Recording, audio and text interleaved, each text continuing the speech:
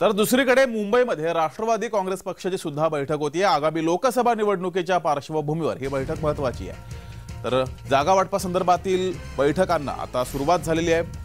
एकीकडे मवियाची बैठक, दुसरीकडे राष्ट्रवादी काँग्रेस पक्षाची सुद्धा बैठक होती आहे। काल मुंबई, दिंडोरी, नाशिक, गोंदिया, बीड, रायगड या जागांबाबत चर्चा झाली। उर्वरित जागांसंदर्भात आजच्या बैठकीत चर्चा होणार आहे। उपमुख्यमंत्री अजित पवार यांच्या अध्यक्षतेखाली पार पडणाऱ्या या बैठकीमध्ये सुनील तटकरे, प्रफुल्ल पटेल आणि इतर महत्त्वाचे नेते उपस्थित राहणार आहेत।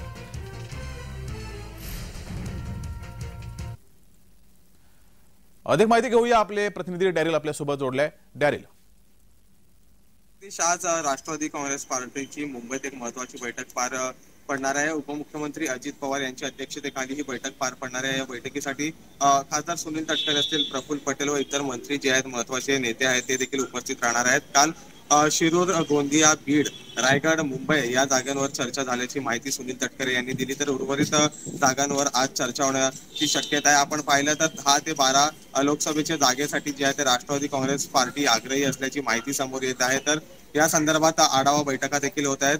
काल एक बैठक पार पडली आणि आज दुसरा दिवस आहे आणि आजच्या बैठकीत तोडगा निघण्याची शक्यता आहे। पण मात्र दुसरीकडे आपण पाहिलं तर सीट शेअरिंग जो आहे तो महायुतीचा अजून झालेला नाही। तर राष्ट्रवादीच्या वाटेला किती जागा जाणार हे देखील पाहावं लागेल। पण दुसरीकडे आपण पाहिलं तर अजित पवार जे आहे ते बैठकीला उपस्थित राहणार आहेत। त्यासोबत महत्त्वाचे राष्ट्रवादीचे नेते देखील उपस्थित राहणार आहेत आणि एकंदरीत लोकसभा आढावा संदर्भात जे आहे जागांसंदर्भात हा आढावा बैठकीत घेणार आहेत अजितदादा। जगदीश, दरम्यान डॅरिल, अमित शहा महाराष्ट्र दौऱ्यावरती होते, त्या पार्श्वभूमीवर ही बैठक होतीये। राष्ट्रवादीकडून सुद्धा आता भाजपावर दबाव तंत्राचा वापर होण्याची शक्यता आहे का?